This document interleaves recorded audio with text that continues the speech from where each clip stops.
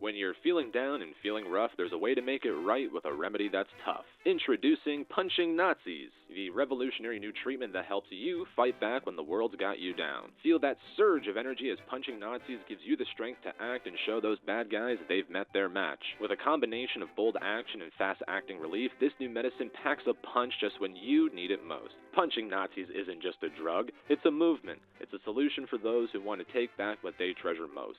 You'll feel a deep sense of relief with every swing, every step, and every action. Consult your doctor today if you're already facing trouble with fascists or have a deep need to protect your friends, family, or freedoms. Side effects of Punching Nazis include increased confidence, temporary bruising, scarring, and a noticeable rise in patriotism. Now, if you begin to feel unstoppable, don't worry, that's just the power of Punching Nazis kicking in.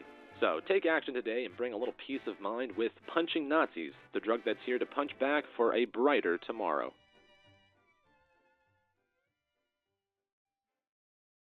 Hello all, welcome back to I Suck at Video Games, and today we are looking at Indiana Jones and the Great Circle, which was released back in December of last year, 2024. To some, this was a highly anticipated title as this was a big game being promoted for the Xbox Game Pass. Personally, I can recall this being announced alongside games such as Atomfall, which I'm still looking forward to. It's coming out the end of this month here in March, and Avowed, which isn't doing too hot right now. I also checked it out personally and gave up after about 2 hours. I just wasn't having a lot of fun with it, but it was nice to look at. It's a very gorgeous game. When this Indiana Jones game was unveiled to the public, I remember seeing a lot of cynical hate for it as people were quick to minimize its potential and label it as a ripoff of the Uncharted games, which is a little ironic to me.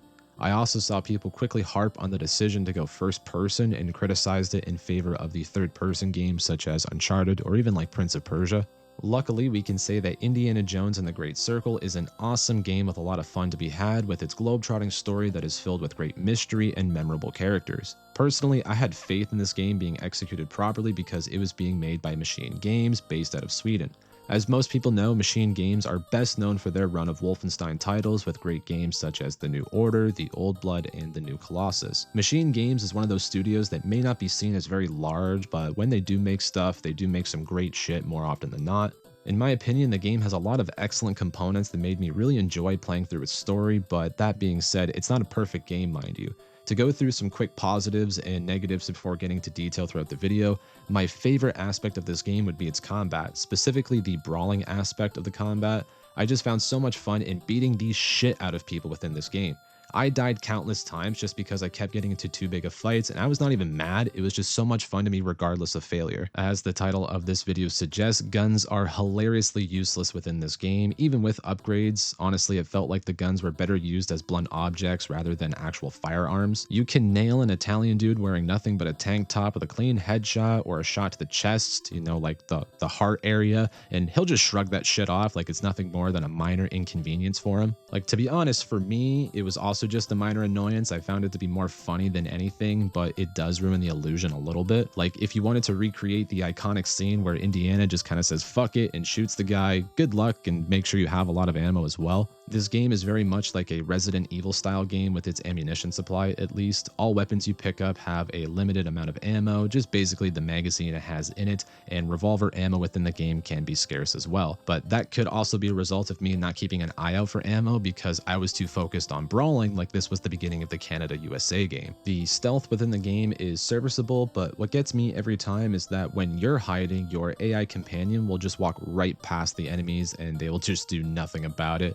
It breaks the illusion big time in my opinion, but I solved that issue by just socking the enemy. The characters and their voice work, it is very solid, and Troy Baker gives an all-time performance in this game as he nails the speech mannerisms of Harrison Ford and sounds eerily close to him at times. The environments within the game are all gorgeous in their own right and are enjoyable to play through, and it's honestly just fun to look at the surroundings and like take them all in.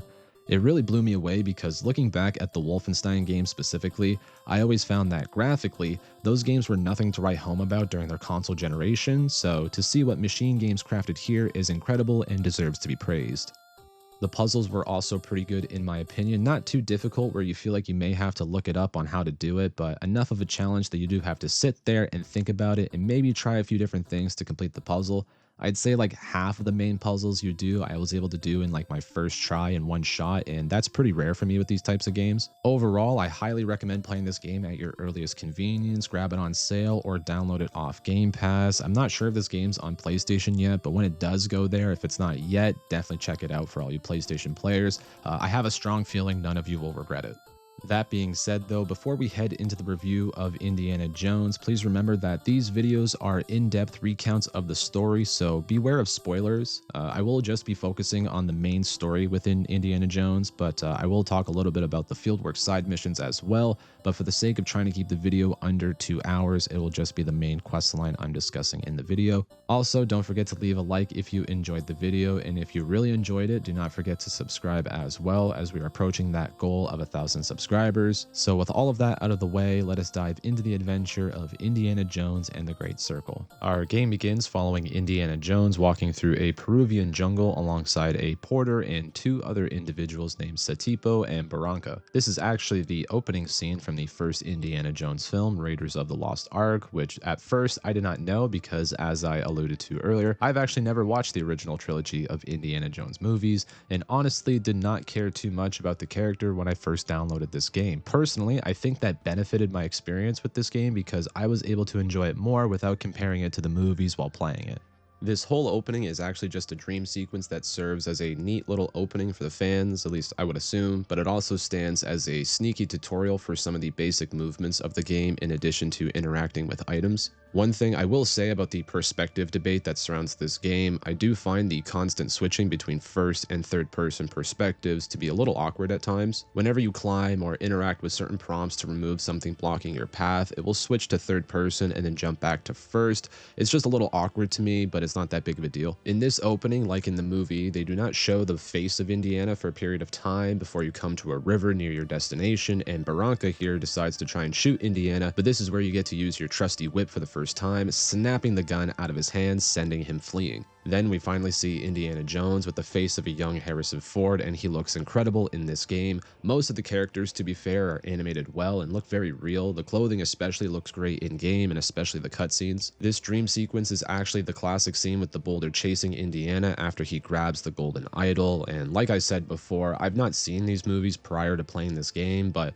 I had a feeling Satipo over here was going to do something shady, and sure enough, he tries to leave you for dead, but of course Indiana gets across, and we see what came of Satipo's betrayal. Do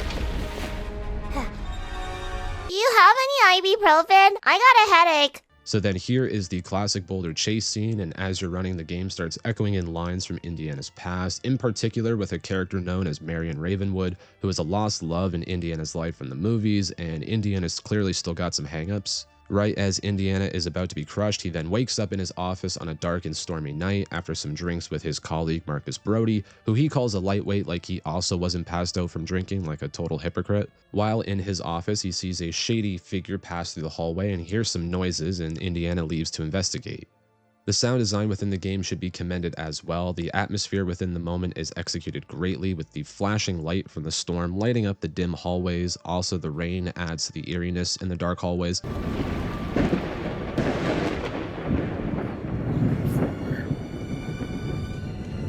Damn kids. Someone's getting expelled tonight.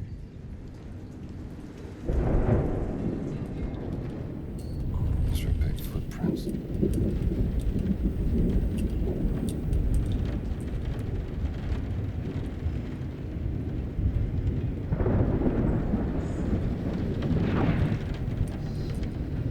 Indiana then heads down to the museum after following some muddy footprints and hearing what sounds like chanting Latin in a distant room. What he finds is an absolute behemoth of a man who eventually we will come to find out is named Locus. Locus is played posthumously by Tony Todd, who is a very underrated actor in my opinion.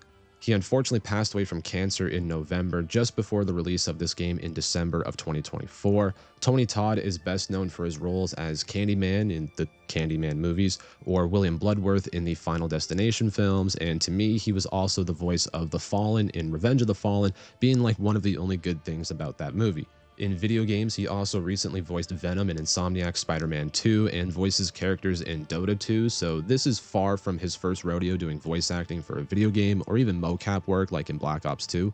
Locus is an interesting character in my opinion. The role he plays in the story was way different than what I expected. I thought he was just going to be some beefy henchman for the bad guys sent to retrieve an artifact, or like a Mr. X type character, but as the story progresses, you see he's much more than that.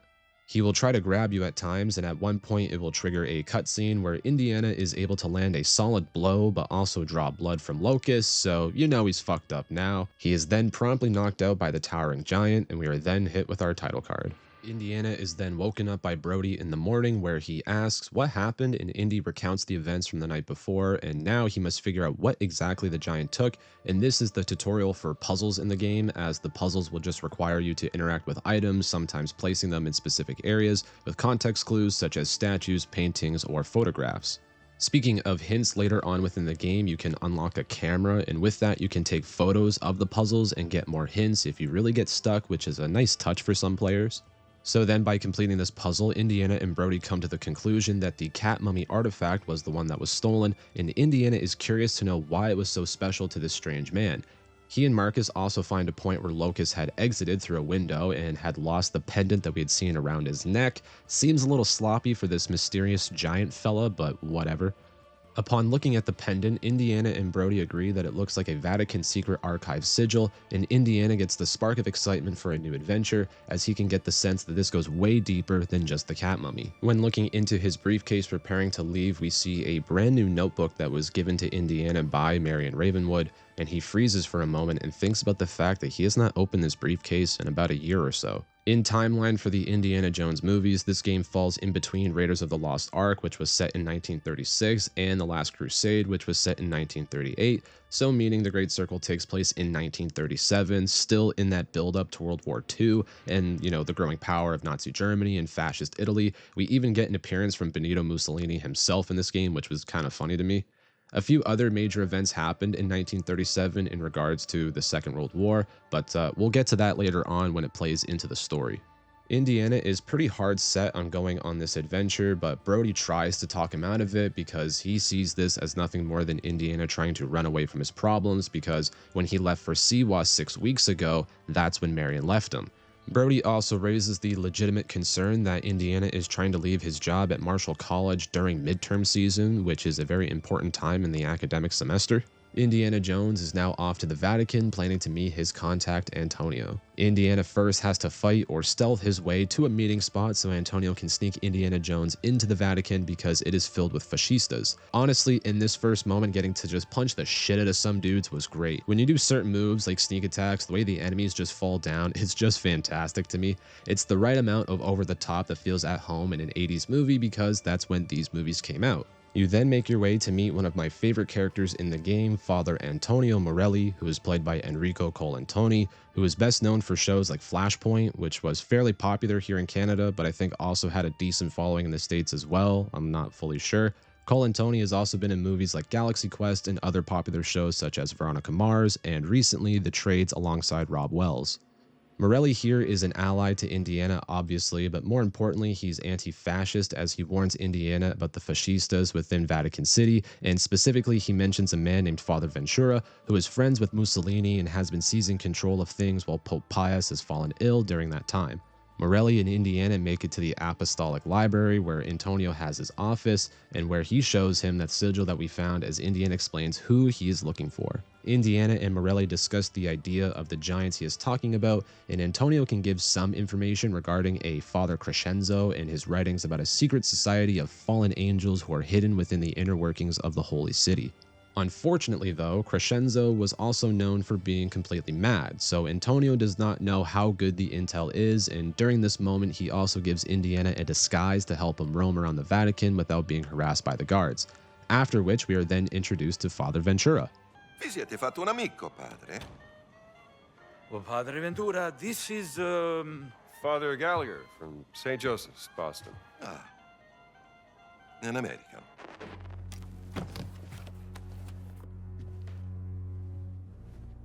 You're here to help Antonio. He's going deaf, he says. An old war wound, I'm told. Well, I'm just here to serve God. Aren't we all?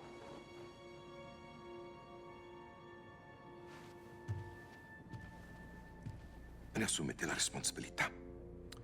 Credo che il Santo Padre sarebbe in quanto contrariato se introducessimo individui discutibili nella sua città. Naturalmente, Padre Ventura.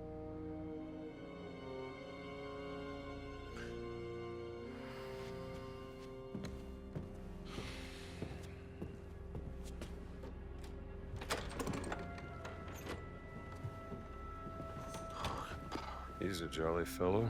Yes. Good luck, Indy.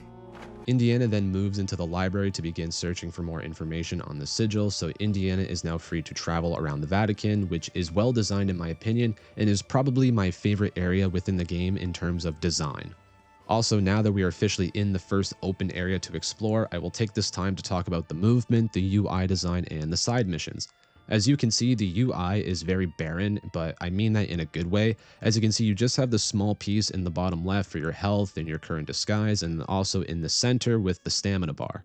It allows the player to admire the environments a little bit more in my opinion, and it also helps with the first-person immersion. I also did turn down the item glow to give my gameplay a little bit of a cleaner look. On the flip side of this though, when it comes to moving in between locations, there is no direct guide. You can press a button and it will pull up your journal, which will then show a blip indicating where to go, which is helpful, but for some players, that will mean you'll be constantly stopping to check your path and make sure you're not lost. It's not too bad in the Vatican, but in other open areas within the game, you'll find yourself checking your journal quite frequently. The mission structure for the game has the main story as the adventure at the top of your journal, but you can also solve mysteries and also collect relics in the open areas that's listed under discoveries. More importantly, there are the fieldwork missions that act as side missions within the story. I highly recommend going out of your way to complete at least half of the fieldwork missions in each of the open locations because they help shade in parts of the story without affecting it too much. Like, it's rewarding if you do it, but it's not a detriment to your playthrough if you don't, which is the best way to approach side missions in my opinion. Within Vatican City, you can do the fieldwork assignment in which you must search for a missing nun who has been taken prisoner by some fascistas. By completing this mission, you then find out that the Vatican has actually been monitoring Indiana for quite some time now, since he was in Siwa and got the cat mummy in the first place. So it adds a unique layer to the story should you complete it. Doing the side missions will also help you gain discovery points, which are gained throughout the story. These points will help you increase abilities. You can find specific books throughout the story, and these act as upgrades for your abilities, such as improving your stamina or increasing your skill in fighting or shooting, stuff like that. Once you get the books, you must then spend the discovery points to learn the skill and increase your ability. Some are easy to find, like they're in your path for a mission, whereas others are very much hidden. Overall, I like how these systems work, and it did take me a minute to figure out the difference in significance between the mysteries and the fieldwork options, but doing the fieldwork seriously benefited my playthrough experience tremendously. Back to the story now, Indiana heads down into the library looking for the conservatory workshop, as Antonio mentions he may have seen the symbol in there. When we head in, we discover that the pendant doubles as a key when it opens up a secret passageway that even Antonio did not know about. You two go down the passage and come to a locked gate to which you must simply just find another way around, and this will introduce you to the swimming mechanics within the game because you're really going to want to know that for later. In this room, we find some more clues, including what we believe to be Father Crescenzo himself. We find some notes with him as well that includes a map of inscriptions that he was studying, and Indiana believes this could be connected to the pendant and the giant asshole back at the museum. Antonio says that if Indiana can get some photographs of the inscriptions, they can study them together. Indiana does not have a camera with him, so Antonio sends him to find the post office to speak to his, quote, good friend Ernesto to buy a camera off him. He also gives you the clerical key, which will greatly increase the amount of exploring you can do in Vatican City. We find out that Ernesto does not like Antonio and actually calls him a cheat at cards, which is funny to me, and then we discover that he actually drives a hard bargain for that camera. You most likely do not have the amount of currency needed to buy said camera right away, so it's time to scavenge. You can do that by going to the military checkpoints you see throughout the Vatican City, and you find trucks within those checkpoints. Go to the back of the trucks, you'll find some cases. Open the cases, you'll find some currency, and then just backtrack to Ernesto and purchase the camera. So after that, it's time to go hunting for these inscriptions, and some of the inscriptions are easy to find, whereas others will require some whip platforming, and the platforming itself is fine, but getting down from certain points can be awkward if you do not get the right angle, so oftentimes you're just going to eat the fall damage, or at least I was kind of too lazy. And of course, this means that you can go outside and roam freely and really take in the well-crafted city that is around you and, maybe punch a couple dudes, because fuck it, why not? After finding these inscriptions and taking photographs, Indiana and Antonio investigate the photographs and attempt to decipher its messages. The architect of the crusade that did not happen. The door of the fallen angel lies beneath his monument. What does that mean? I see that. A crusade that did not happen. Dum diversas. The papal bull. Yes. After the fall of Constantinople, Pope Nicholas V tried to declare a crusade on the Ottomans, but... It didn't happen. Nicholas V, his tower. That's his monument. Let's keep looking.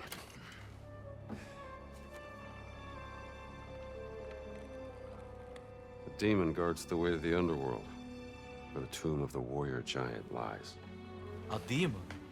A fallen angel? Mother of God, the Father Crescenzo was on to something. So with that new lead, Indiana is off to the Tower of Nicholas V to search for the tomb of the warrior giant to get some more information on these fallen angels. They also determine that the wounds of Christ will play into this as well. It's actually a hint for the puzzle that you will find below the tower. So Antonio supplies Indiana with a bottle of the blood of Christ, and we are on our way. When you make your way to the tower and work your way down below, you find a chamber with a painting of the crucifixion of Jesus and a series of levers.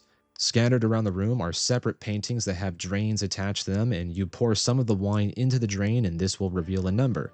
These numbers correlate to the numbers on the levers at the main painting. So with all of these individual paintings that help build the puzzle, just take a look at each painting to see which lever it correlates to. For example, one painting will feature a halo around the feet of Jesus while he is walking on water, so you know that number that is revealed in that sink connects to the lever by his foot in the main painting. Like I said, the puzzles within the game are difficult enough where you'll need to pay attention to context clues and stop and think for a moment before figuring it out. It's not super obvious at first, and I enjoy that. Once you get past this puzzle, you discover the tomb of the warrior giant, which requires a specific sequence of events to open the tomb, which provides us with this lovely arachnid jump scare.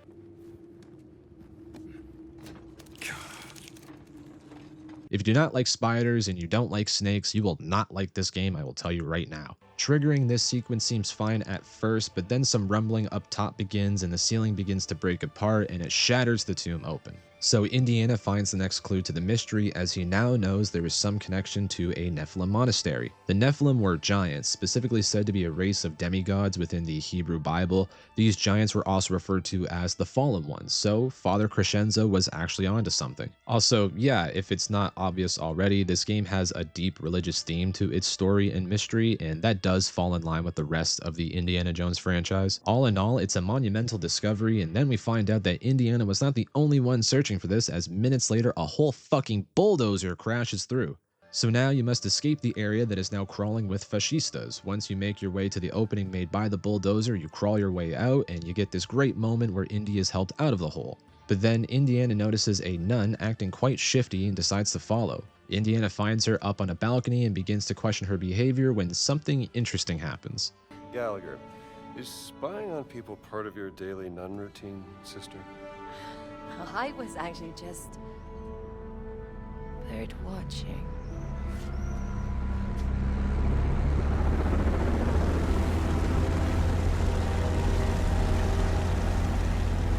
Hell of a bird.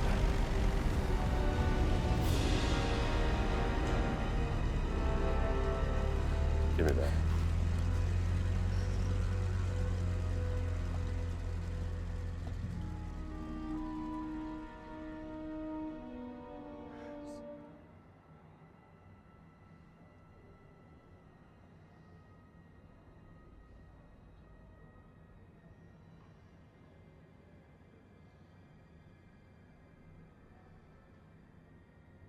What the hell are you doing here?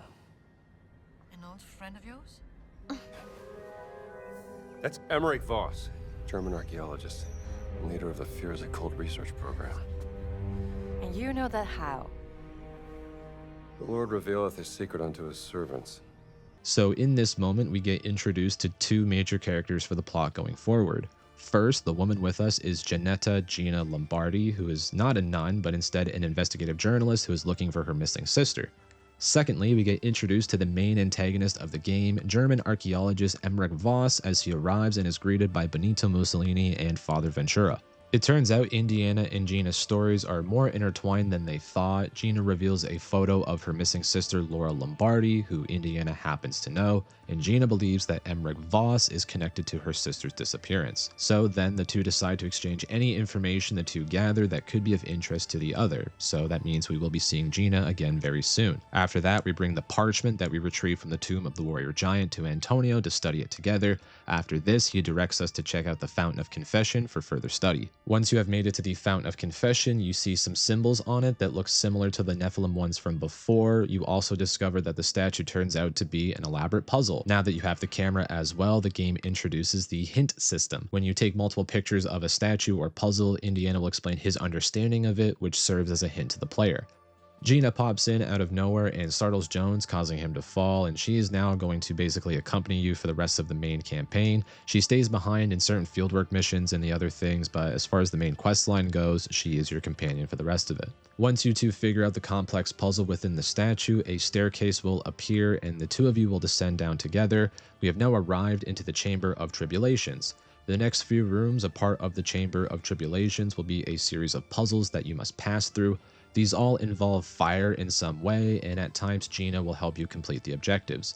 I will say I like the vibe all the chambers and puzzle rooms give me throughout the game. It just feels very fitting with these rooms of giant death obstacles. It feels very fitting within the realm of Indiana Jones, the world of Indiana Jones, I guess I should say. In my opinion, it's great.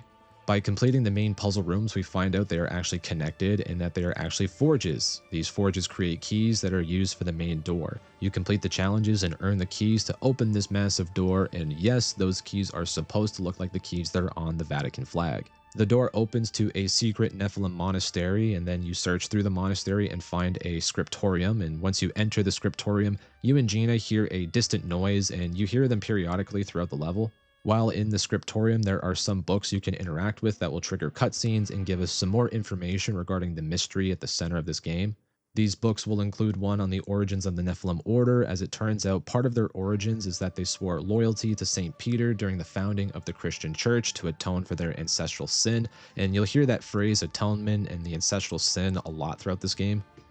We also then find a note describing the events from the beginning of the game at Marshall College. There's a book with a certain ancient language that Indiana does not quite know, and he makes mention that Gina's sister Laura would know exactly what it is, giving us even more of a reason to find her. Lastly, we then find out where the cat mummy is, in the treasury of esoteric artifacts, so that's where we must go now. But first, Gina finds a secret door hidden behind a painting. We then follow the path because it sounds like the voices are approaching the scriptorium, and we go down the passageway and find a dead end with a small symbol, a keyhole for the giant's pendant, it turns out, in which we use it to open it up and discover the treasury itself, and it is filled with timeless artifacts. You must now find the cat mummy, but once you do, you get paid a visit from a familiar face. There you are, my friend. Iglokos vitutus est. That's a real-life giant, Dr. Jones. Yep. You're Locust, right? Santos reliquies reponi. Sure. Bad first impressions and all that, but that's water under the bridge. Doesn't mean that we can't still talk this out like civilized. I guess not. You then have to have another fight with Locust, and you can run around the treasury, and this time you actually win the fight and knock him out. After we are able to take him down, we have to hide Locust and ourselves because people are going to enter the room. Father Ventura and fucking Il Duce himself, Benito Mussolini, only it's not just them two, they are accompanied by Emmerich Voss. Vertrauen, Exzellenz, ist unabdingbar für den Sieg. Das verstehen Sie sicherlich, Pater Ventura. Ho accettato di mostrarvi la sala del tesoro segreta, ma non si può prendere niente. Mio vecchio caro amico, non vorrete certo deludermi, vero? Herr Voss Prenderà quello che gli serve. Ma Benito, il Papa mi ucciderà. Ich glaube, es gibt schlimmere Dinge als den Tod. Pater Ventura. Was meinen Sie damit? Kommen Sie kurz. Stellen Sie sich die Schmach vor, mit der ein Mann leben muss, wenn sein Privates an die Öffentlichkeit gelangt. Die allerschlimmsten Sünden, die Gott mit dem Tod bestraft, vor aller Augen offengelegt. Was hat man Ihnen erzählt? Ich vertraue nicht auf bloßen Klatsch und Tratsch, Pater. Ich vertraue ihr darauf, wie die Muskeln um ihren Mund zucken, wie sich ihr orbicularis oris zusammenzieht. Ihre himmelschreienden Sünden stehen ihr buchstäblich ins Gesicht geschrieben. Widerwärtige Verbrechen gegen den Heiligen Geist. Geben Sie mir, was ich will, oder Sie werden zum Ausgestoßenen. Ein Schandfleck auf dem Antlitz der Kirche. Haben Sie das verstanden,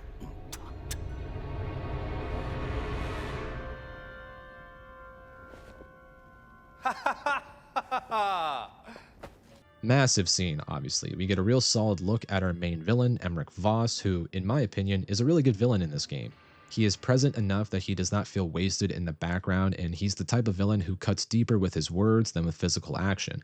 He shows off the physical prowess towards the end, but again, he's more of a mental villain.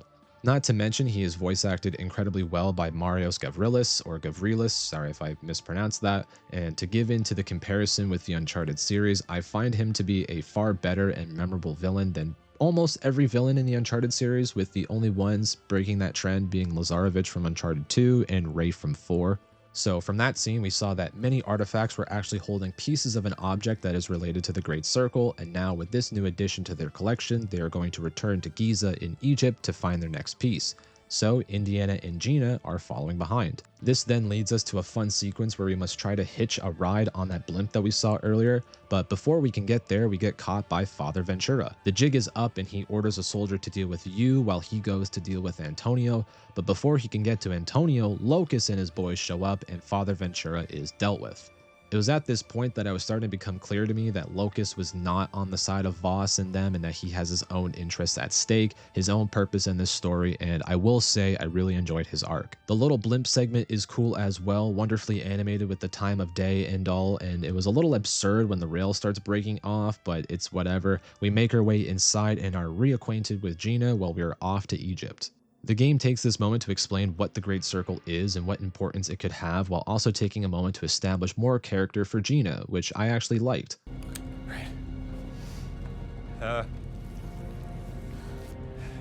That's the Earth. Now, throughout history, mankind has built sites of great spiritual significance. Siwa, Giza, Persepolis, Mohenjo-Daro, Sukhothai, Nazca, Machu Picchu. Now, here's the strange part.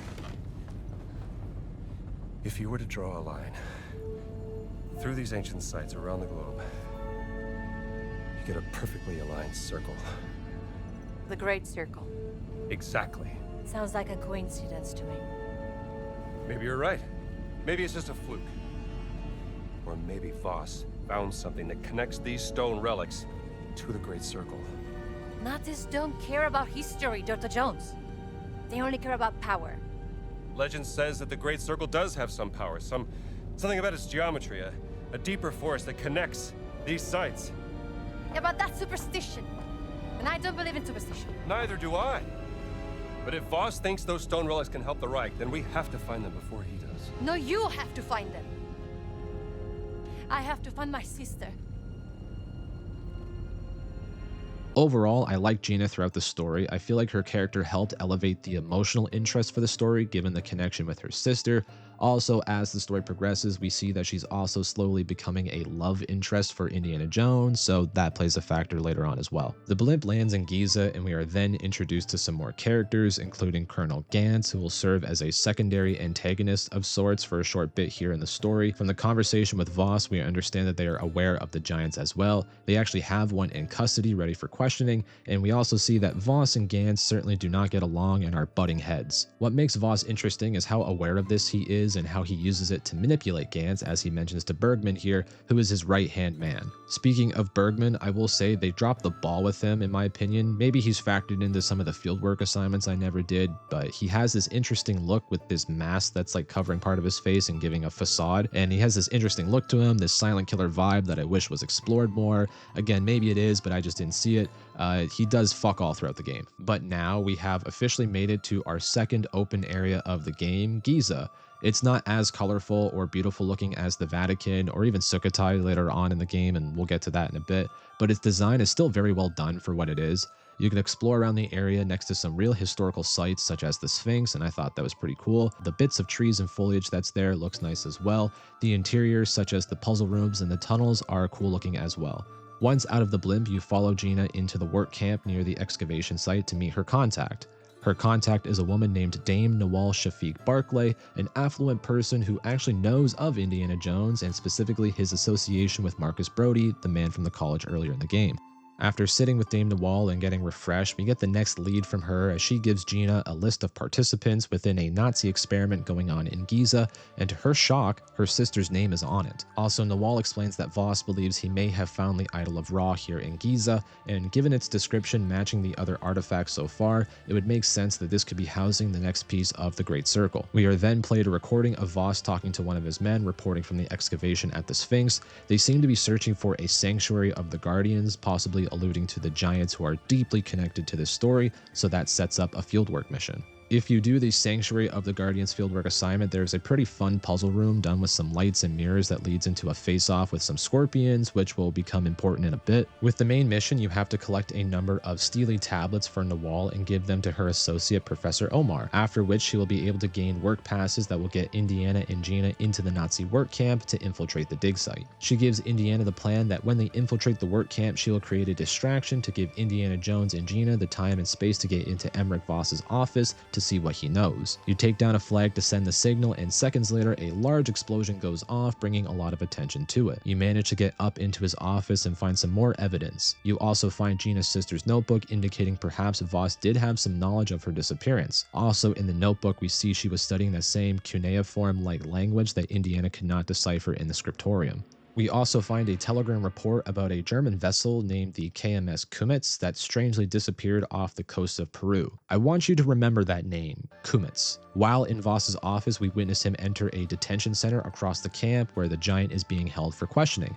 So Indy and Gina make their way to the office to eavesdrop on the conversation with Colonel Gantz and the giant. We then see that the giant they had for questioning is actually dead now because Gantz killed him for not speaking and supplying information. We see Gantz and Voss get into it a bit more, and Gantz even goes as far as to pull a gun on Voss, and the two have an interesting exchange as we get some honestly good voice acting between the two. The eavesdropping goes pretty well until the floor gives out.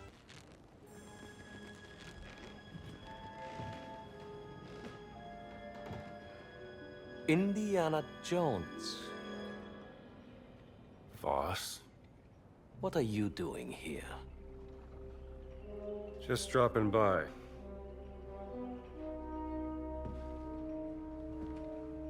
It's been a long time, Indiana. I have missed our conversations. That makes one of us. Watch him.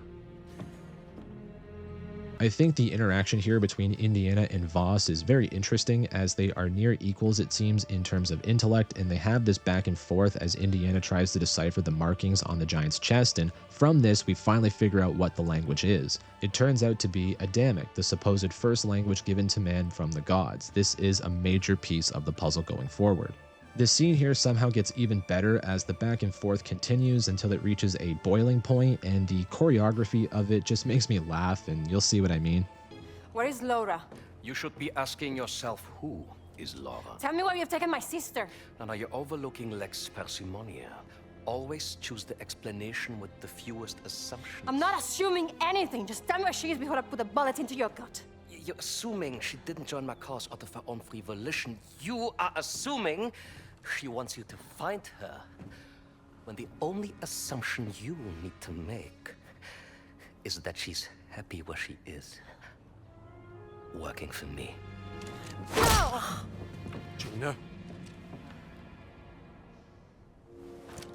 Now that I have their undivided attention, you are welcome to proceed. Take the gun!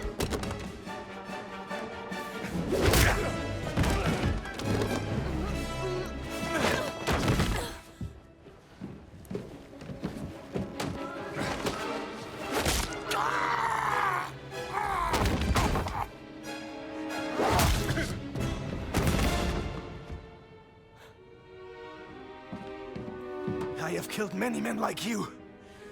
Hey!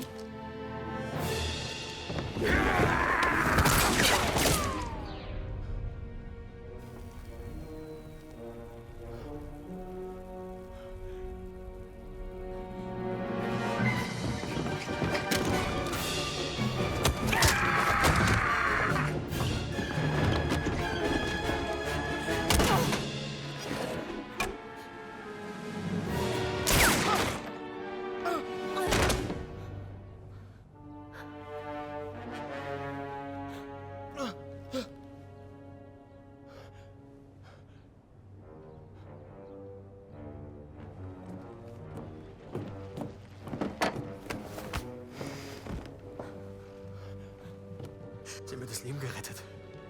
Bitte, Sie Oberst. Ich leiste immer meinen Dienst fürs Vaterland. Dennoch stehe ich in Ihrer Schuld. Tun Sie mir einen Gefallen. Versammeln Sie die Männer, rufen Sie die Knochensäger und legen Sie diese Eindringlinge in Ketten. Mit Vergnügen, Herr Sturmbannführer! I got a better idea. So yeah, that was a great bit there and a fun interaction overall with our main villain. Like I said before, Voss is more a man of intellect rather than violence, and this scene demonstrates that properly. I really thought the way he was twisting the whole situation with Laura's disappearance added an interesting aspect to the story, and the voice acting as well makes him feel smarmy and like a guy you really want to elbow right in the face.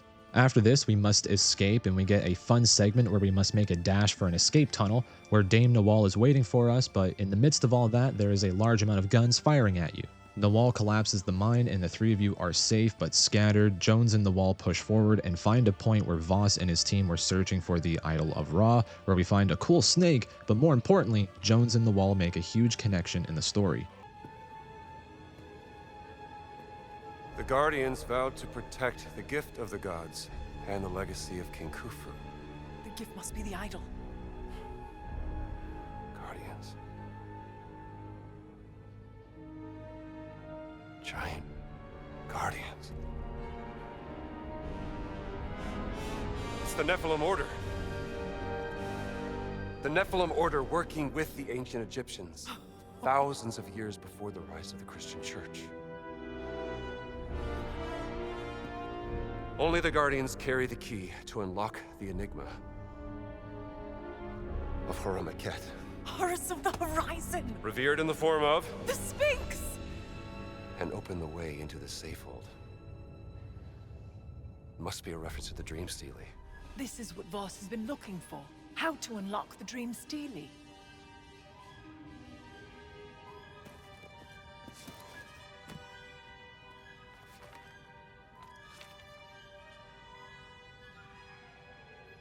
Not unlock. Solve. It's not a physical key. It's the tattoo. Tattoo? The Dream Stele is encrypted. The tattoo on the Nephilim, the Guardians, must be the decoding key to solving the cipher. And it's been under Voss's nose the entire time. Now I just need to pay a visit to the Sphinx. So the Nephilim Order has actually been around from way before the founding of the Christian Church and were very much present here in Egypt as well.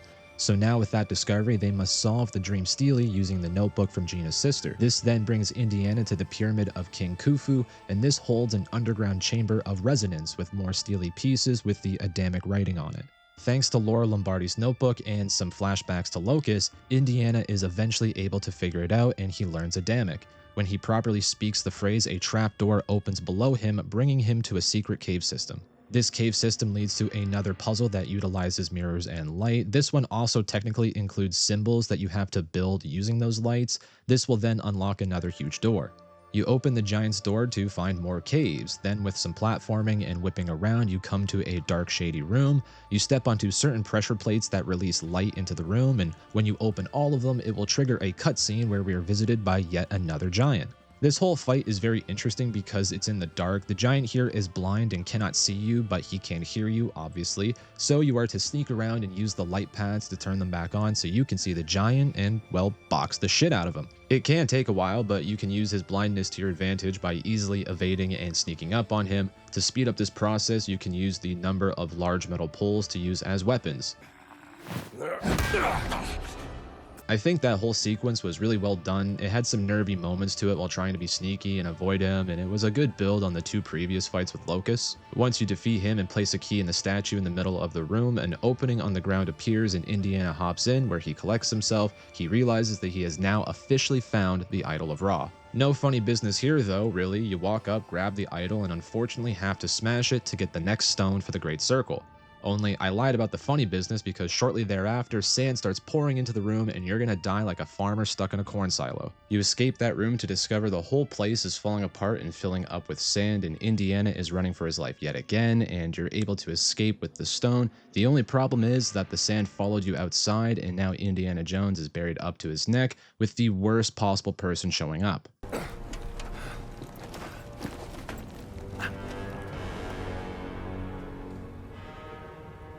What are you doing here, Dr. Jones? Enjoying the sun?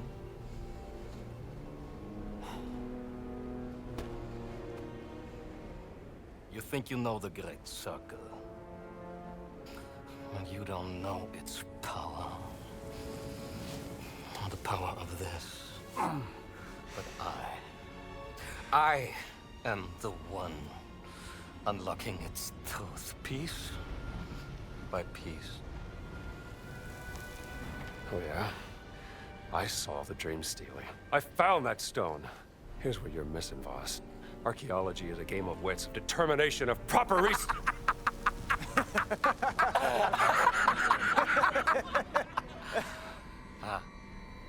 Let me tell you what you are missing, Dr. Jones.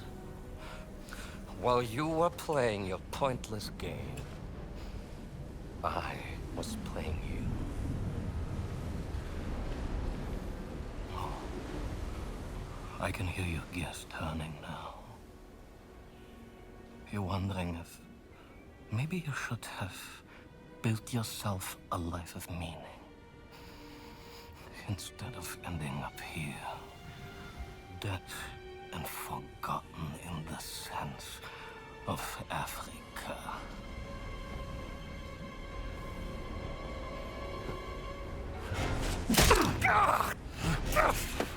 No! Without the Taxbuster! Ah, Dr. Jones. For you, violence is always the answer, yes?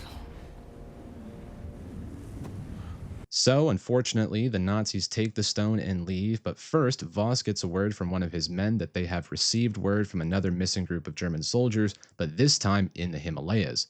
Voss says it'll be a tough climb to retrieve those men, and Colonel Gantz volunteers immediately since he feels like Voss saved his life when it was actually just a shelf. So, the shelf is a Nazi. The best thing is that Voss is like, ah, man, don't go. It's so dangerous. No, don't go, Gantz. No. But Gantz insists he goes off to the Himalayas, and so he does. Once Colonel Gantz leaves, we then see Voss make another aside to his man Bergman that this is actually exactly what he wanted. He pushed back on the insecure, manly Gantz and eventually gained his allegiance, therefore playing right into his hand to get Gantz to do part of his work, and obviously the more dangerous work. Before he finally fucks off, Voss tosses you your hat to mock you and then finally leaves. When they leave, Indiana is then attacked by scorpions, and you must use your stamina to shoo them away by blowing sand at them because that's all you can do. I gotta say, death by scorpions sounds fucking terrifying.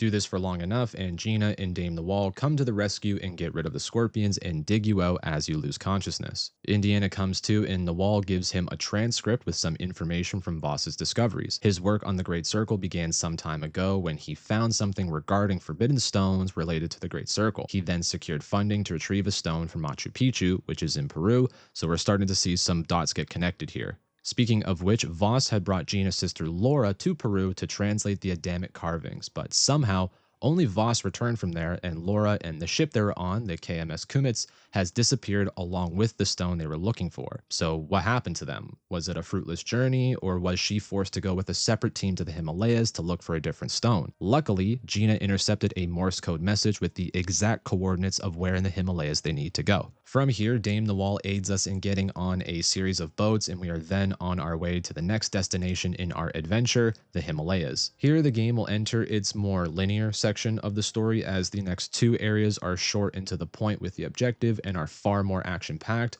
Honestly, it's a highlight of the game in my opinion. The Himalayas is a fine area, I guess. It's probably my least favorite area in terms of design because it's just a snowy mountain, but I will say the central purpose of us being here is absurd and I loved it because eventually we discovered that it was not two different teams that went missing for the stones with the Kumets in Peru and the team in the Himalayas.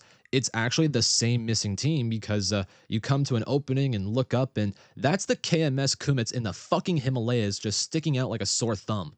It's a ship! Yeah, no fucking shit, Gina. You make your way up to the ship above, trudging through heaps of snow and treacherous paths, and you make your way into the ship eventually and begin looking for answers. Inside the ship, you find lots of frozen Nazi soldiers, and at one point, you have to borrow a wheel from a dead guy and open a door. As you continue searching through the ship, you come to a blocked path, and once you clear it, it will trigger a cutscene because perhaps by this time, you may clue into remembering that Gina's sister Laura was on this boat as well.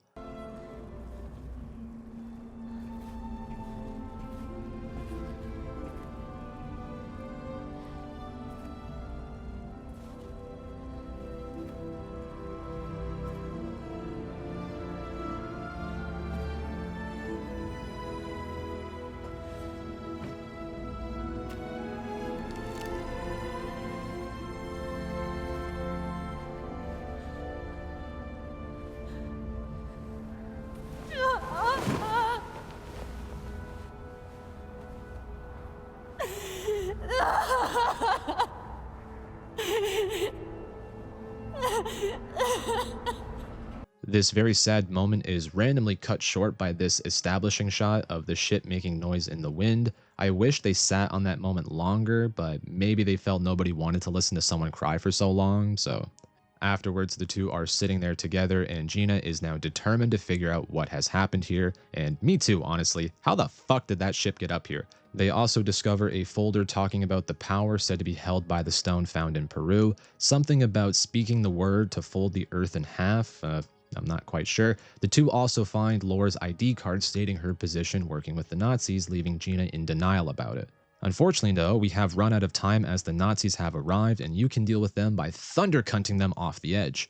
You must make your way to the captain's quarters, and when you find the captain's quarters, there's this neat little puzzle where you have to break down a code. Once you do that and enter the room, you find the stone clutched in the hands of the dead frozen captain, but then after that, the Nazis arrive in the room shortly thereafter, including Colonel Gantz, and Indiana is captured. If I remember correctly, this scene was the reveal scene, so many people have probably seen this interaction between Gantz and Jones, but I still found it humorous. I do love the subtle nod in agreement over the cartoon line from Gantz. It's a small but important detail in my opinion.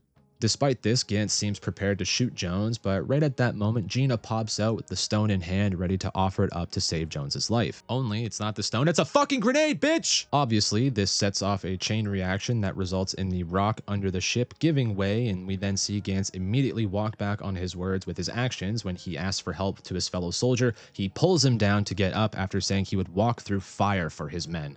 This short fight sequence felt right at home in the movies, in my opinion, with just the right amount of goofiness with these sliding crates adding to the fistfight. After that, there's this fun hectic section where you must platform and whip around the ship to get off of it with Gina, while the ship is going down the mountain, mind you, and it's pretty chaotic. This and the entire next level is where the game falls right into that over-the-top action sequence gameplay that is very Uncharted-like, and at first I found it hard to ignore.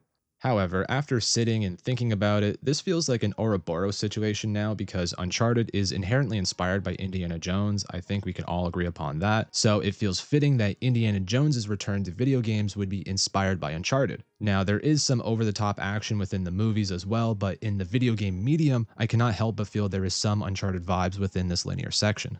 Back to the story, while you two are trying to escape, Gina makes the great connection that it could have been the stone itself that brought the ship here since they both went missing together, and really, that's the best reason I could think of for how this large vessel ended up high in the Himalayas. Gina and Indiana Jones get knocked off the ship and start falling, and Indiana is able to muster the correct Adamic word, and by golly, it works as a giant portal opens up around them and pulls the protagonist in, along with some other random things before closing. Indiana wakes up in a destroyed building, and who happens to be right next to him? Colonel Gantz, and Gantz prepares to finish the job by killing Indiana. When he's about to do so, he is taken out by falling shards of glass, big fucking things, stab right into him, killing him almost instantly. You find Gina and you two progress forward and try to determine where you are, as it sounds like there's a lot of shit going on outside with guns and sirens blaring. Remember how I mentioned that in the build-up to the eventual kickoff of World War II in 1939, there were some other events that happened, in particular in 1937? Yeah, that would be the Sino-Japanese War, with you two being teleported smack dab right into the middle of the Battle of Shanghai as there's Japanese planes flying about. The goal for this level is simple: work your way to a Chinese biplane, get it started, and try to fly out of an active war zone. As much as it is a little ridiculous to me, it's a load of fun once you get the plane started and get it into the air, as Indiana Jones is dangling off of it, hanging onto the whip, and then once you crawl in, you got some bogeys on your tail and must shoot them down. It's a fun segment, but the only part that bugs me is that I'm fairly certain that you're shooting at Mitsubishi Zeros, but they have the nose of a Claude. Zeros were not made until like 1939, 1940, I believe, and to my research, in the Battle of Shanghai, one of the planes flown by the Japanese was the Claude, which had fixed landing gear, and these planes clearly do not. It's a real minor nitpick, but it was something I surprisingly noticed. The whole sequence gets even crazier when you have to fucking switch planes in midair, and that involves you fist fighting a guy on the wing of the plane, which is fucking awesome, and I love how you just knock on the cockpit and take the other guy out. Gina manages to climb into the plane, and you two are safe and out of harm's way as they fly off together to the next destination of our adventure, which Indiana determines the next closest Great Circle location is Sukhothai, and Indiana is confident the Nazis have not been there yet. So, a plane, train, and automobile later, we have arrived in Sukhothai, and we immediately see there is a fascista/Nazi presence here. The two arrive and make their way to a hotel to stay the night and rest before making their next move. Indiana also wishes to make a phone call to Marcus Brody. Earlier on, he had told Brody to do some research into a temple in Sukhothai and also a ziggurat, which is a type of holy structure in a different location that will come into the final part of the game. We see there's something brewing at the hotel, and Gina is unable to get service at the front desk, while Indiana is also informed by Brody that Jones has been fired from his job at Bedford College, which honestly was inevitable. At the same time, someone has been bugging Indiana to use the phone during the conversation with Brody. It turns out to be our old pal Locus again. This interaction is honestly great. He basically just tells Indiana to give up on the stones and leave this whole problem alone. He says, "Life is precious, even yours." Indiana takes it as a threat. I mean, you have fought this guy twice and one of his brethren too, so yeah, it's definitely a threat. Locus here coldly tells him that it's not a threat, it's a kindness, and walks off before Gina returns. Again, really love what they're doing with the character of Locus. He's clearly more of a protector of the stones and what they are a part of, and more interesting, he sees no difference between Jones and Voss. However, knowing the intentions of someone like Indiana as opposed to Voss, he is willing to try and spare his life and tell him to politely fuck off. Gina is finally able to get some rooms for you two, and here is where the romantic subplot really comes into play. I have not really discussed it much because it's not that important, really. Basically, over the course of the story, Indiana slowly becomes more attached to Gina, and especially since the death of her sister, the two have definitely become closer. Here in the scene, he explains why his past relationship issues with Marion happened and why she left him, and by opening up to Gina, she feels that there is more to Indiana than she thought. All have our weaknesses.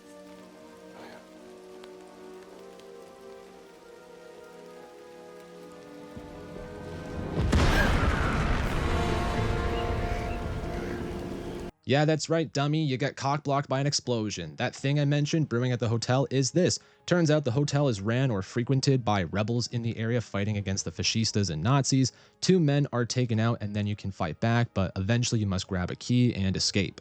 We make our way to a boat and get on our way. Turns out Indiana can speak to these people, and they speak good English as well. This eye patch wearing woman is Pai Lin, one of the leaders of the rebels in the area fighting against the fascists. She says they fight anyone trying to steal their culture, so understandably, she is not thrilled when she discovers Jones is an archaeologist. She is aware of who Voss is as well, and Indiana assures her he is not like Voss. Speaking of Voss, when we arrive to the village, our destination, he is there as well, and our boat hides under the hut where he is speaking with the leader of the village, Sunan. After Voss leaves, it turns out that Sunan is on our side, as he is the uncle of Pai Lin here. Pai Lin departs with Sunan and tells you to find her when you're ready. So with that, we are now here in the final open area of the game in Sukhothai.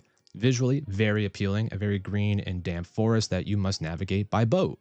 That's right, you must boat around to the different areas of the level. There is land, of course, you will be getting out of the boat at some point, but you will be getting from point A to point B by said boat. It's a positive for some, a negative for others. The boat controls are not great, but they're not horrible as well. The wind effects, as you see on Gina's clothing, is great and done well in a subtle fashion. Very realistic, I really like that detail. Once you get out of the boat, the environments are still graphically good to look at, and it feels different from the other zones. Each open environment feels different from the last, and I do appreciate that. We go to formally meet and speak with Sunan and Pai Lin. They wish to know what makes Indiana different from Voss, and he elaborates that he has a deep, profound respect for their culture, and also, he does not plan to use it for war like Voss. They both agree that's a fair point, but they also wish Jones would do a ritual with them involving a jar, and Indiana is to place his hand in what they call the Jar of Terror. To prove that he is worthy of their trust, the magic jar will manifest his greatest fear, and Indiana must stick his hand in and tough it out. It turns out to be a joke, and Sunan makes tea for Indiana and Gina and tells a story about the Blessed Pearl that is at the center of the quest here in Sukhothai. It mentions it is guarded by a giant, so that could be interesting given that we saw Locust earlier at the hotel. After that, like with the other previous open areas, there is a MacGuffin item you need to purchase and obtain to proceed, like with the camera and the lighter in previous levels. This time it is a rebreather that you will use for the swimming segments. Yeah, remember like an hour ago when I mentioned that I hope you like swimming, because you're going to be doing a lot of it here in this level, and you're going to love what they have in store for you. That rebreather is expensive, so it opens up a fieldwork mission where you have to go and raid Voss's camp to steal a gold supply to purchase the rebreather, after which you're also loaded for the rest of the game. Speaking of fieldwork, I would like to mention that there's a lot of great fieldwork missions within Sukhothai, some of the best in the game in my opinion. I recommend doing the fieldwork mission titled Lost in the Past. It's this trippy, introspective mission that has Indiana try to work out a puzzle at first, but he ends up passing out, and it becomes this reality-bending look at Indiana's past, both within this game and before it in the first movie. Another one I recommend trying is the fieldwork mission entitled A Study in Fear. Indiana takes on the task from Pai Lin to look into a series of explosions in an area that she is concerned about. This will have Indiana meet a former student of his, Swedish researcher and archaeologist Annika Lund. Both of these are interesting missions that are both perfect examples of missions that can benefit your experience playing the game, but do not have a negative impact should you skip it, like I've mentioned previously throughout the video.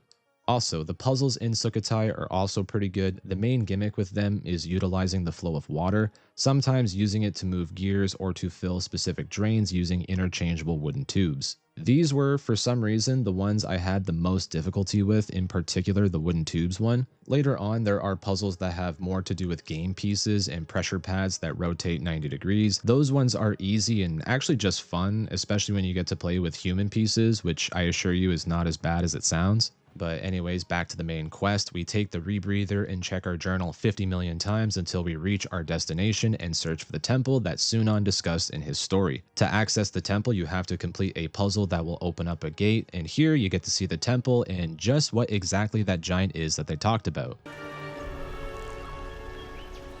What's that?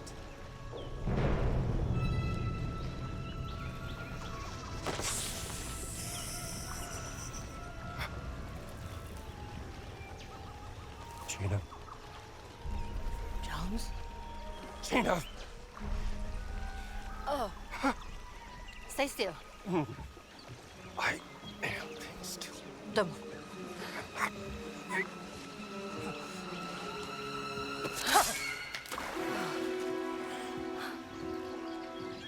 That was a big snake.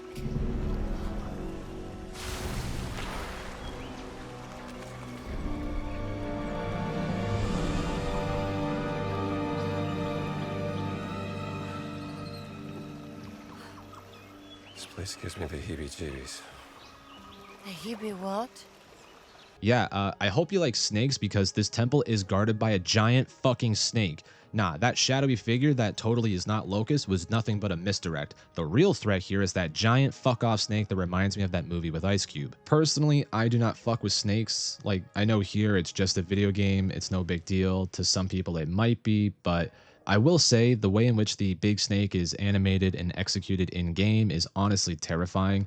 In this segment, you have to burst swim to safety through small openings and other temple structures. At times, this snake is closer and it's more of a threat and you have less time to get to safety. Also, keep in mind that this rebreather that you have only has a limited air supply and eventually you do need to come up for air. Only some of the areas you find safety in have an opening where you can swim up and grab air before continuing on. The mad dashes you have to make are both exciting and partly terrifying in my opinion, as you want to avoid the snake obviously.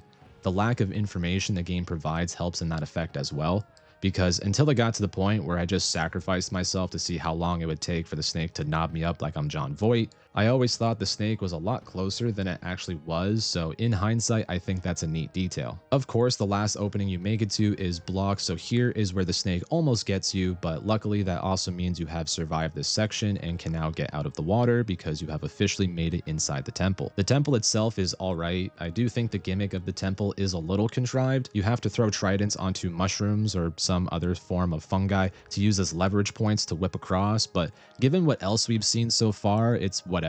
I mean, we literally zapped a portal open in the Himalayas, so... Which, side note, actually, I have to mention this. Should we have not warped back to Peru? If it folds the earth in half like the Adamic carving said, it went from South America all the way to Asia when Laura Lombardi used it. When we used it, we just went further into Asia, so I don't get that.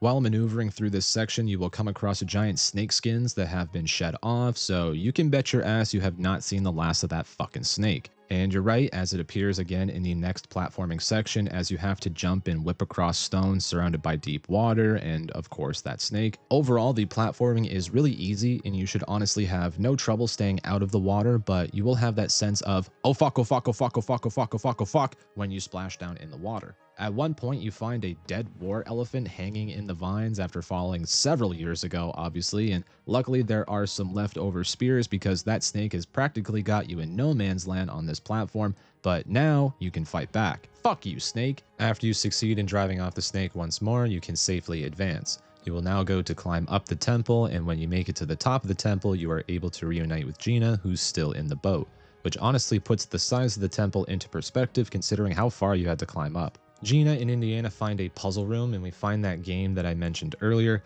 You want all of these pieces here facing the front towards the statue.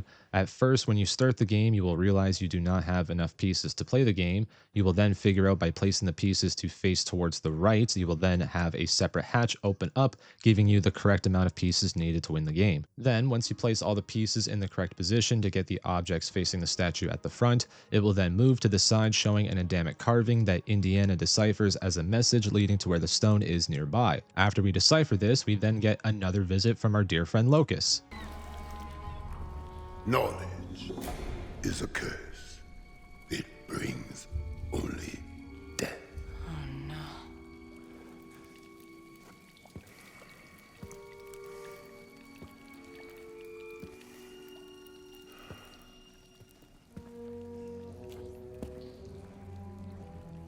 I warned you. You know what? You did. And darn it, you win. I'm gonna give you what you want. It's just right here.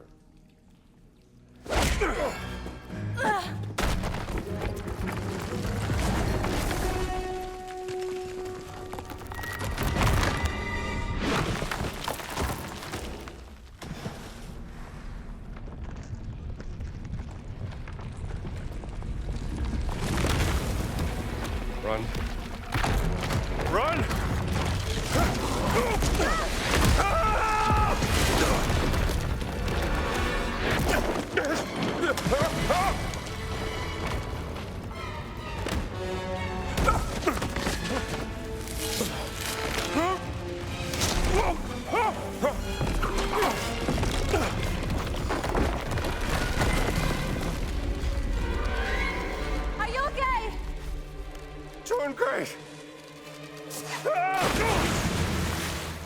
Gina is able to get to safety, but Indiana is not, as he falls down below into shallow water, and it's now time for, what is it now? Round 3 with Locust? Another decent fight, I'll give it that, but by this time, I was kind of getting over the giant fights as a whole.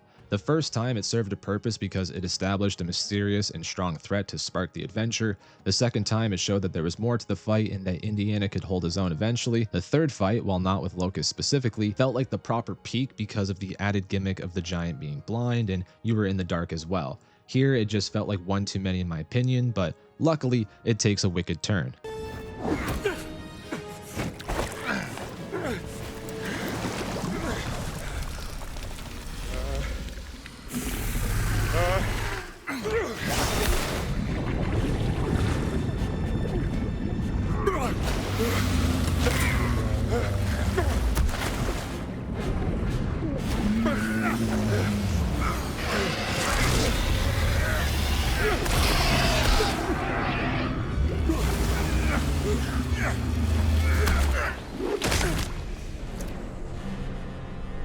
Yeah, okay, that's fucking sick. I can't really hate on that. I thought he got swiped up by the snake there, but no, that motherfucker was handling business. It's an awesome scene in my opinion and totally made up for the prior complaint of too many giant fights. After the two kill the snake, Indiana and Locust start fighting again, and Indiana is trying to get more information from Locust on why the stones are important to him specifically. Indiana insists he will not stop until he finds out why. Locust says he will stop him, and Indiana says he'll keep beating him up. This goes on until Gina tries to come in with some words of wisdom. You're acting like two little schoolboys, do you know that? Boss is expecting you to fight. And while you're too busy fighting, he's gonna steal the stones from under our noses!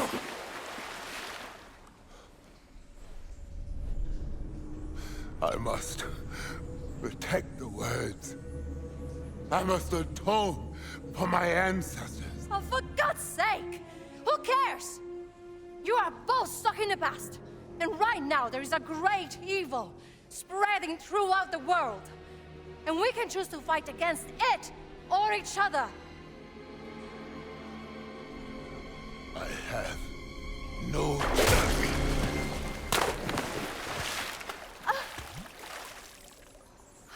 Great distraction!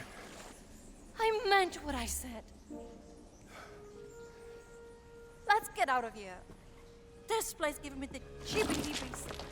Indiana and Gina leave the temple and make their way back to Sunan and show them what they found. He and Indiana are able to understand the Adamic carving, and Sunan then directs you to Wat Matahat, as that's where the stone could be.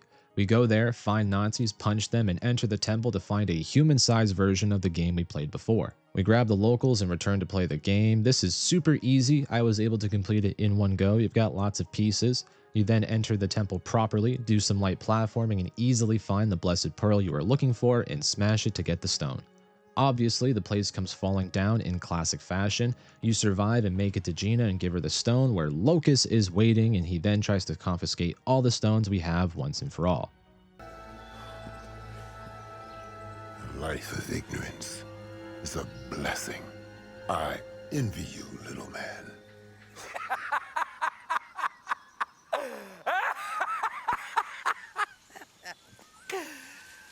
The giant is correct. Because that is what you are inside, Dr. Jones. A pathetic little man. Better than being a Nazi. I see you found the stone for me. And... oh, is that the stone from Machu Picchu? Yeah, you know, I had a feeling that Ganz Wurst, that little sausage who would die for his fatherland. I hate that! But tell me, ragazzina, did you and your sister have a sweet reunion in the Himalayas? Go to hell, boss. No, she didn't make it. What a shame. I was growing quite fond of her. Fire! So the three of us run and take cover, and luckily the Nazis have some stormtrooper aim because after all, this is a George Lucas made world. With the help of Pai Lin and her rebel allies, we are then able to escape back to a boat and take off with Locust joining us. This then kicks off a very fun boat shooting segment where you have this basket of guns in front of you that you just go through one by one as the boat goes on its path. You have to shoot Nazis, barrels, and more Nazis, and this goes on until your boat is disabled and all three characters are separated. Voss is then able to capture Gina, and Indiana is then unable to catch up to her and save her before they leave. So then he pleads with Locust that they have to go after her and save Gina, and then together they go off in pursuit, and Locust is now like a temporary ally. He doesn't follow you around like Gina did in gameplay, but in the story he is now your ally. So here we arrive to our last location of the game, the ziggurat of which is in Iraq. This is the specific ziggurat I believe Brody was researching for us and had talked about on the phone in the beginning of the Sukhothai level. Indiana and Locust take up overwatch on the Nazi camps surrounding the ziggurat, and we see that Gina is being held in a detention center and that the camp is crawling with Nazis. Luckily, Locust does this weird whistle signal thing, and we find out that there are giants surrounding the camp and are ready to attack. Locust insists that this place is very sacred and dangerous, and that once Indiana finds Gina, he must leave. But we both know that's not fucking happening. We then fight our way to Gina and free her from captivity, where she convinces Indiana that they must find out where Voss is up to and put a stop to it. You punch and sneak your way into the ziggurat dig site, where we have to use elevators and platforming to advance. We make it to the bottom and find a large door that Gina and Indiana have to open together. I'll be honest, what turns out to be behind this door was very shocking to me because I just didn't expect it at all. I'll be completely honest with you.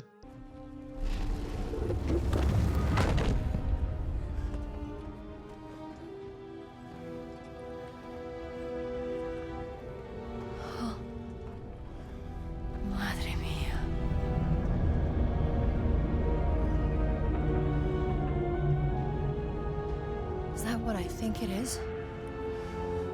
It's Noah's Ark. It's real?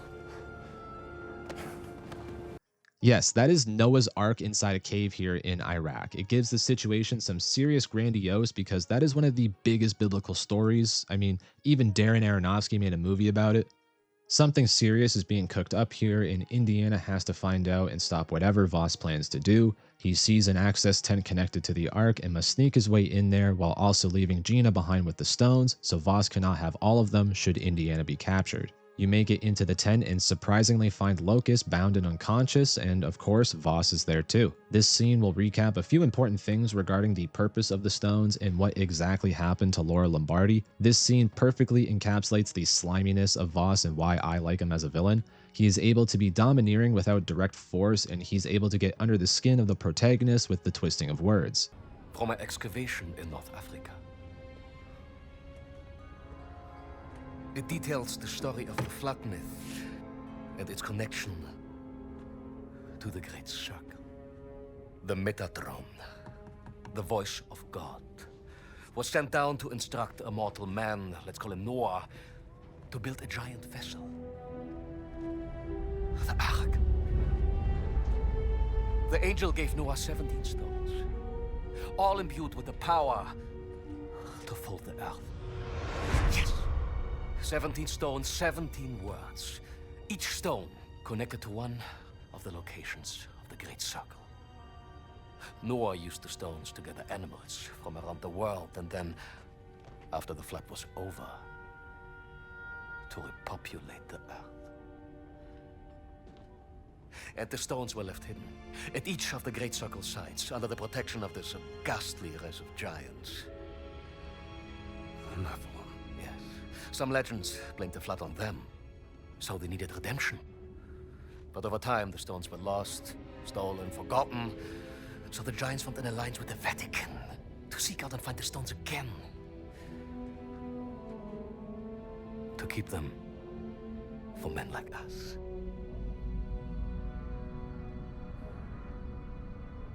Men like you.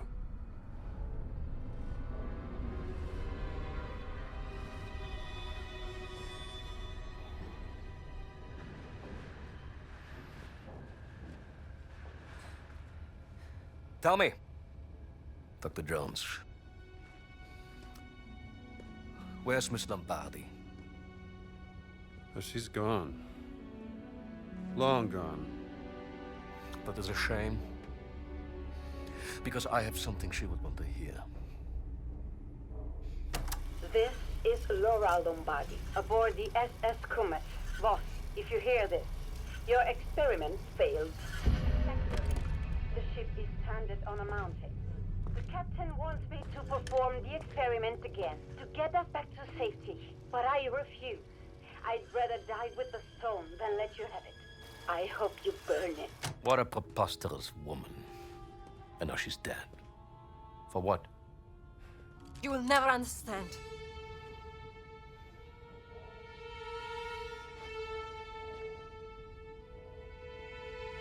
Perdóname, Gina. Ti ho mentito. All'inferno, Voss! Ihr könnt jetzt reinkommen. So that's huge. We get answers to Laura's story and also what the purpose of the stones is.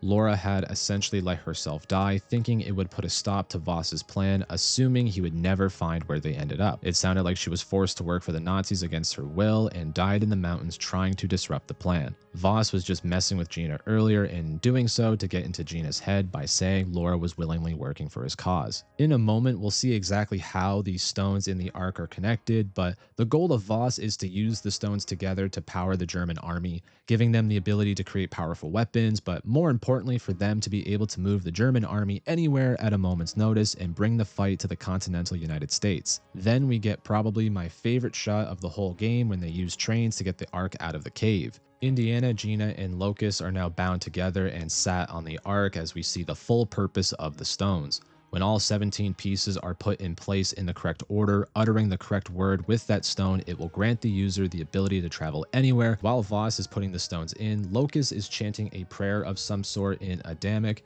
at one point saying those who invoke the name of God will be judged. Indiana, certainly getting a bad feeling about this, tries one last attempt at getting Voss to stop. Voss! You have to stop! Quiet! You don't know what you're doing! Of course I do. Noah was chosen by God! Sheletrem. Radem Kaan. Dovenaim.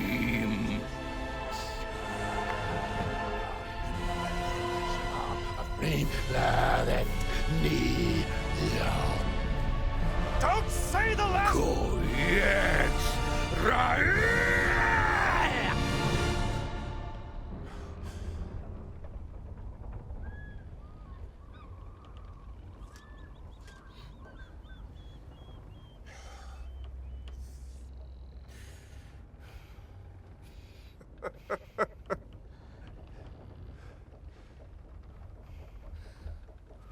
Why are you laughing?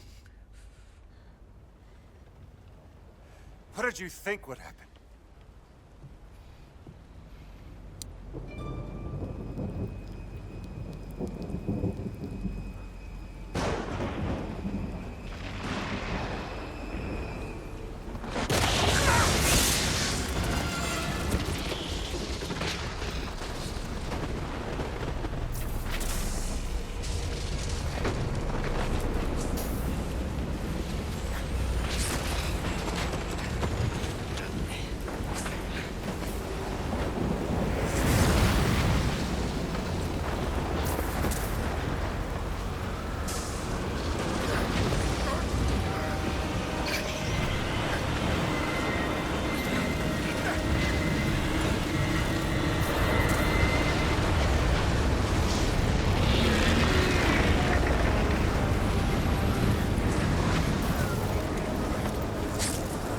So there you have it. Voss incurs the wrath of God and a great storm has come, and now it's time for the game-ending fight with Emmerich Voss. To be honest with you, I could very well just be living up to my name here, but this dude was a bastard to fight. Voss has a wide array of attacks and combos he throws, and for the most part they are easy to avoid, but I also felt like the game was cheating a little bit because I was getting hit from a good distance out. Also, the game made me realize that at this point I failed to upgrade my stamina enough because I was constantly getting cornered with low stamina and taking damage. I will say it makes for a difficult boss fight, at least in my experience, but it's not like it took away from my enjoyment of the experience. The best strategy I found is to employ the same one you used with the second Locust fight. Get some distance and try to get some combos. It will take a while, don't worry. Be careful not to spam too much because Voss can dodge. Also, if you get too far, he will use your whip against you. He stole the whip earlier when he cornered you in the tent. Once you get Voss down, a cutscene will play with Gina trying to stab Bergman, and then a giant wave comes through and flushes everyone away from their current position. Voss is dangling off the side holding onto the whip, and Indy is on the other end. Voss pulls onto the whip, and the two are then face to face with another short fight sequence where you are both dangling off the edge. You have to try and kick and knock him off from holding the whip like it's some kid's game show. Voss tries taunting you, and he says that Bergman will take care of Gina, just for her to stab and kill Bergman, sending him off the arc, and Voss lets out this amazing scream. Gina crawls down to save Indiana. He then lets go of the whip, hoping Voss will go with it, but it snags and all of them are able to make it back on deck before another wave crashes through. At the same time, Locust grabs the helm of the Ark, and I'm just going to let the rest of the scene play out. I just wish to say that it looks great and the water effects look good in addition to the effects it has on the characters like their clothing and on their skin and stuff. Lots of modern games have nailed that wet from the rain and water aesthetic to their graphics, and that I always appreciate.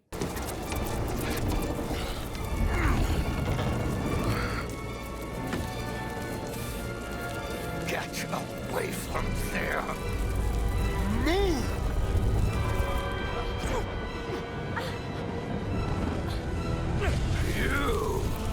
You must have caused this!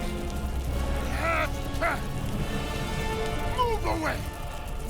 I will not let a degenerated monster like you tell me what to do!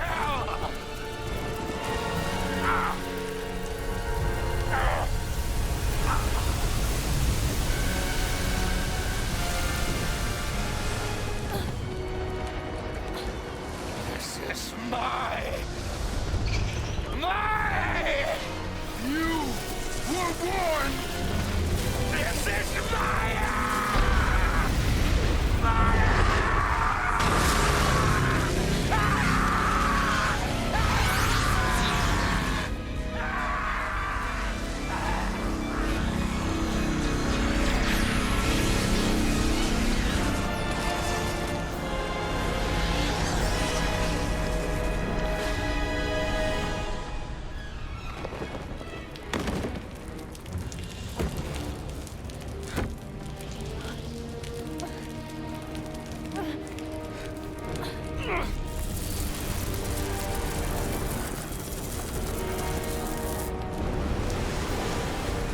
Indiana Jones! Focus! Off boat! Now! Jump!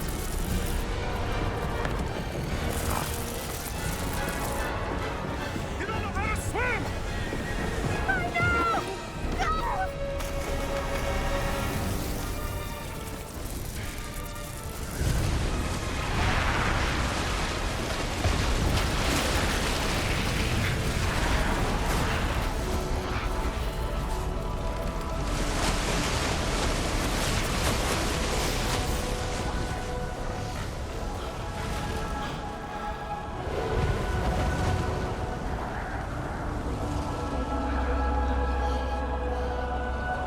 The two awake on the shore and try to process what just happened.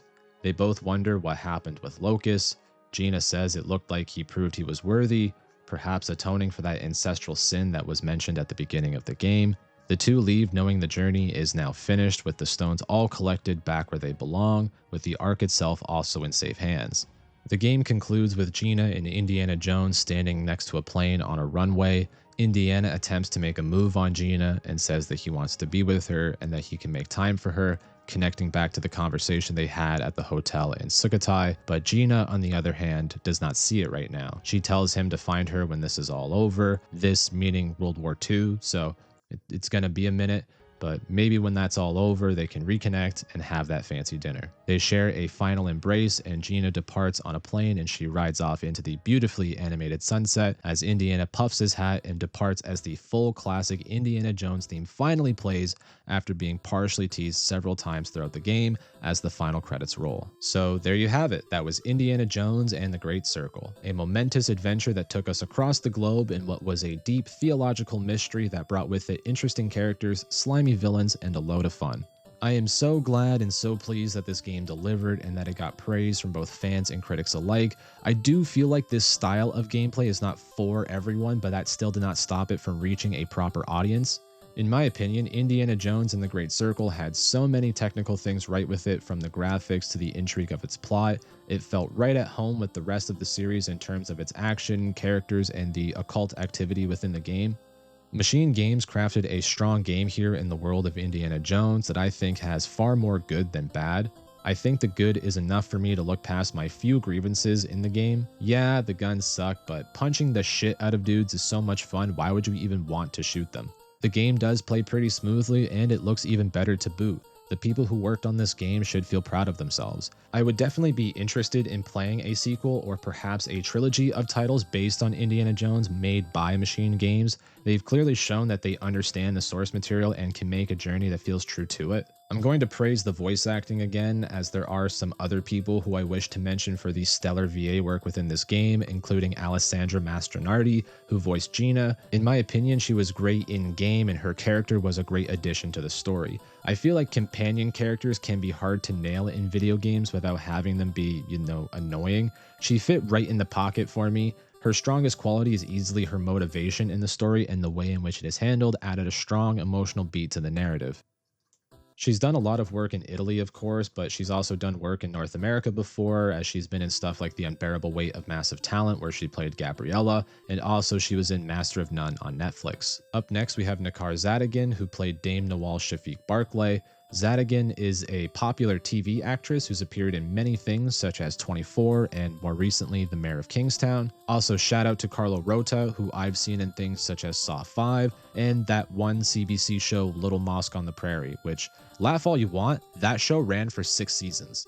In terms of voice acting, especially video game voice acting, outside of Troy Baker, this game does not have many names that will jump out to most people, but rest assured that everyone nails their roles and delivers good performances. Voice acting has always been an important aspect to games, and it is a key part of the package here within Indiana Jones and the Great Circle. To give this game a final score, I am going to confidently score this game as an 8.5 out of 10. This game is fun, action-filled, and feels right at home in the Indiana Jones franchise.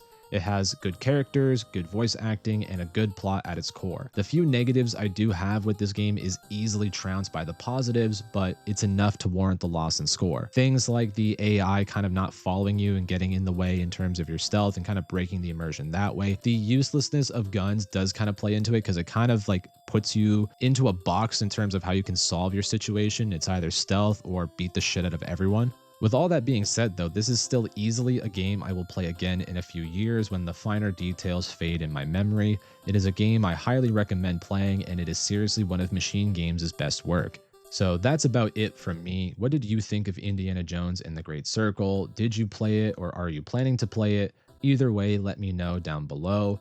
Remember, if you enjoyed the video, a like on it is always appreciated, and if you happen to really enjoy it, then I would implore you to subscribe. Again, it's greatly appreciated. The next few videos will all be in the long format variety for the next little bit, as I'm waiting on a few announcements I think might be made before I do my next commentary video. I will say that the next long form review video will be on one of my favorite superhero video games of recent memory, that being Guardians of the Galaxy, and after that I got a few other ideas. But until then, I hope you all have a wonderful day, and I will see you in the next video.